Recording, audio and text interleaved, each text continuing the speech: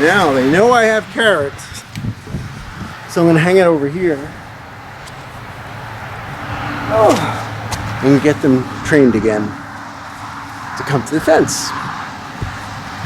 So you can go home smelling like I do.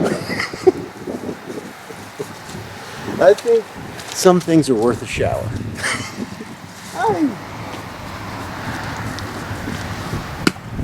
I love it when it's just a little nub and you just learn to trust them. And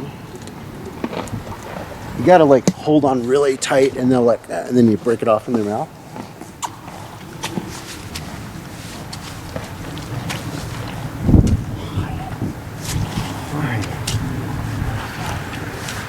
They're very sweet, but they are definitely, I don't know if it's a but they are food motivated. And they're like big teenagers. All right, go ahead, take the whole thing. Oh, hey, nice bite. Good job. Good job.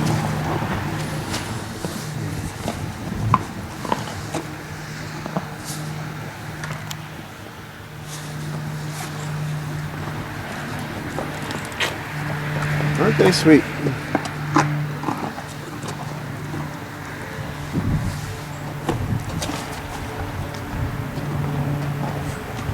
Aren't they lovely? I love their lips because they won't bite you if you're not used to horses. I think it's important to know how to do these things. If your hand is flat, they're not going to get your whole hand in their mouth. It's this that maybe by accident they would get you a little bit, right?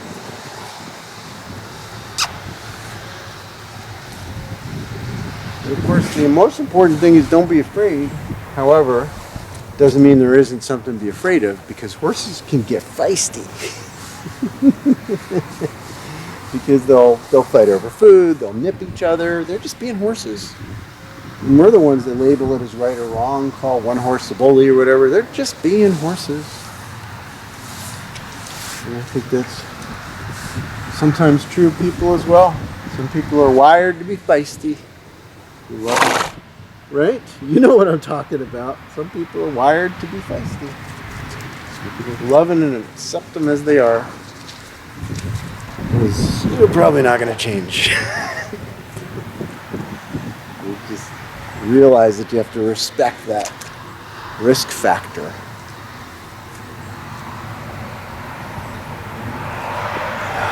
Risk that somebody's going to get emotionally intense. But it doesn't make them wrong. It's just they're doing it the wrong way. Right? I mean, it's often the case that people will get passionately entwined with a truth that they have to get out. They want to be heard. Right? And then they ruin the broth, so to speak. They put too much angst into the system, and they get a different result than they intended. Getting too angry is a failure, even when you're absolutely right that whatever that thing is that you're raging against or for, you're probably right. Otherwise, you wouldn't have your panties in a bunchie. Usually. Either way, I think it's really important for everybody to recognize that we're all on a different journey, and some people react differently than others. Some people are naturally under-reactors. When in doubt, don't intensify your emotions and stay cool.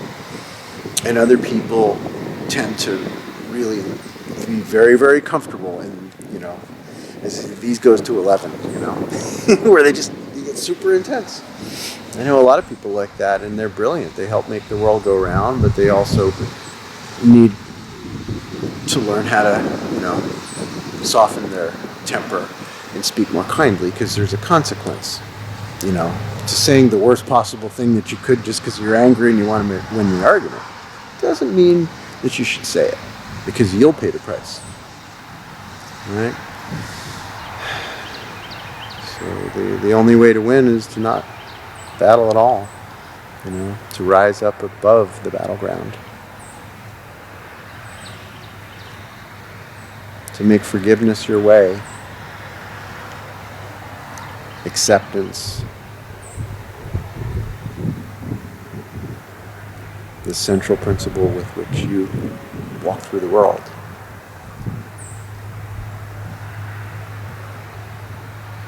And you love everybody as they are, because if they're going to change, it's going to be based on what they want to do and not what you force them to do. So you love them as they are. And that's about stepping out of judgment into acceptance, which does require forgiveness, and it does require releasing certain beliefs. Hello, could you guys hear that? I normally call the male Sir Farts a lot, but it was Princess this time. I was tooting up a storm. My horse. There you go. Neighbor's horse, in truth. Yeah. It's what they do. We have to let go. We have to let go of our judgments. It's part of the human journey. And I'm not saying it's easy, because it's a pain in the ass. All the judgments that are in our minds that we just sort of learned, and it becomes an automatic program, an automatic thought, a consequence of a certain situation, and then you have that thought and you go, that's not loving. that is not inclusive. That is not egalitarian. That is separation based, and I don't believe in it, and therefore that thought is not me. And in the realizing that it is not you, you realize who you are.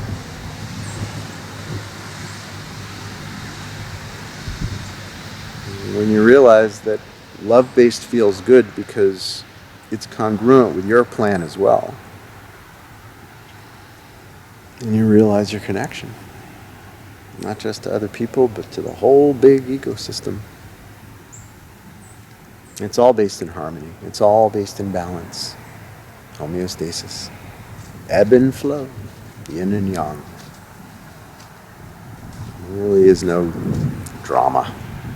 It's just what we create with our projections, our expectations, and our judgments.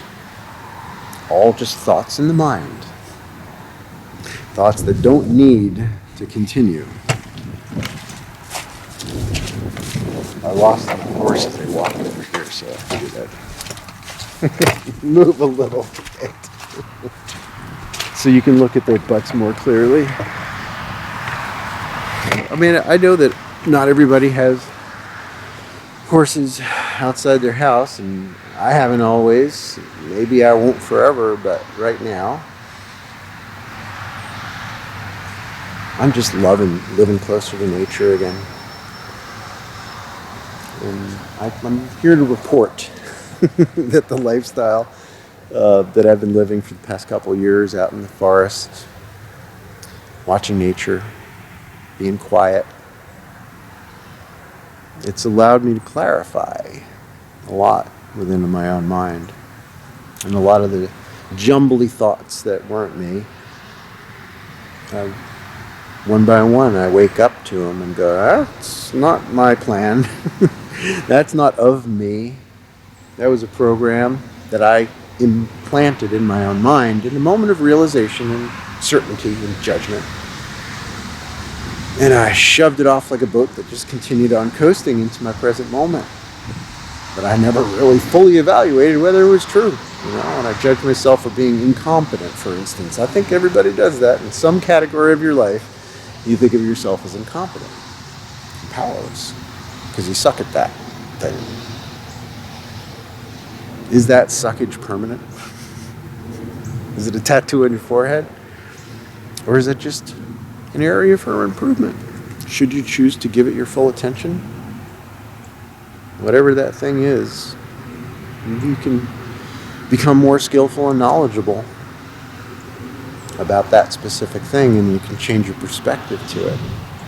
And that begins releasing that judgment that you affirmed in the past, but you're no longer going to affirm anymore. That limited thought system is no more. Because you pop that bubble and say, nah,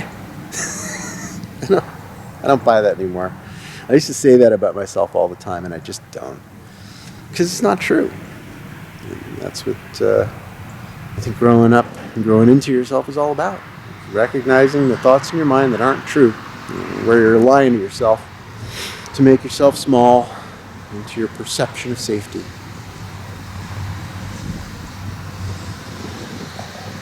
Safe is boring.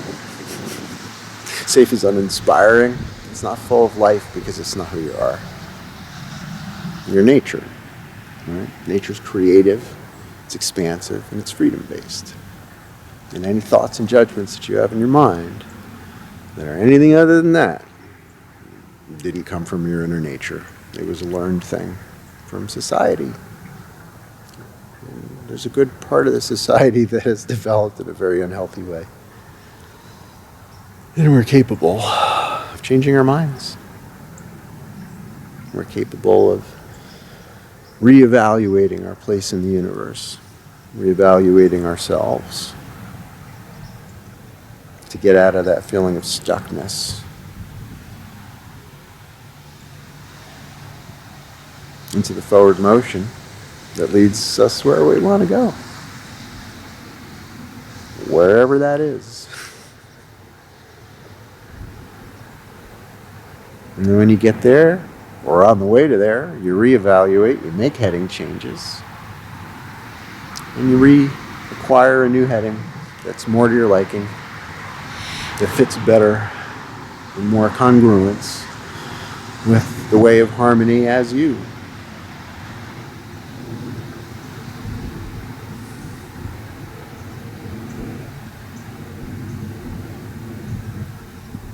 And this is a time of great awakening.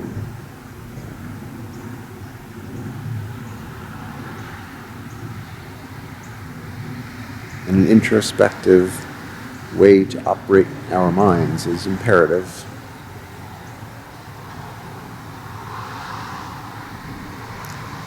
As long as you realize who you are, you realize that you're a good human being, because you've been trying to, deliberately. Your whole life, you've been trying to do the right thing. And you realize that, and you're just doing your best. You forgive the past, failed attempts at success, and get back on the path. Get back on the road towards being you in a larger form, where the multi-dimensional nature of your wisdom shows up in your now moment.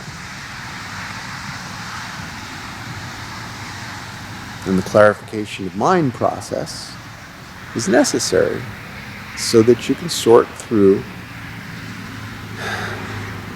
what I would call dust on the lens. That's what the lies are. The incorrect thoughts that were unloving to you, unloving to others, unloving to the environment, right? The doubt and disbelief that anything can change. Where does that come from? It ain't love. Because love says, hell yeah, we can fix that too. It's what all the wrinkles are for. But we stop using our brilliance when we stop believing that we can make a difference. And we can. And since we have to, we will. But the book is good. It's good. It's going to be the kind of book, like Transcending Fear, that people will continue to read. That's I don't try to write books where you read the story. Now you know the story. There's nothing else to read. I will continue to pick up A Course in Miracles and in conversations with God and Das Energy and Be Here Now. And, like, to me, great. Right. You want to live with the book. Right. You want to flip and let guidance open up the right page for you, and there's your message. And Yeah, that's well that kind said. of book. Oh, brilliant. Yeah, it's like, one paragraph and then just an asterisk in the middle of the page separating thoughts, and then another thought. And a lot of it was collections of insights that I posted on Facebook over the past 20 years. Wow. I know I'm needed. I mean, I know it'll go on without me, but it'll work better if you have, somebody like me that says the things that I say. Talking about fearlessness and adventure and connection to nature and opening the mind. These are all things that I've been, publicly saying in my videos and stuff like that for a long time. So my time is now. I know that. Mhm. Not like a, savior complex kind of a trip. Just I can help. If the brick wall falls down, the bricklayer goes, now's my time.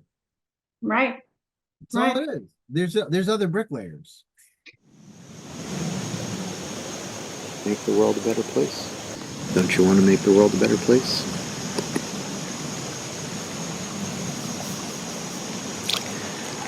I do. I try. I'll keep trying. For all of eternity. It's what my love requires of me.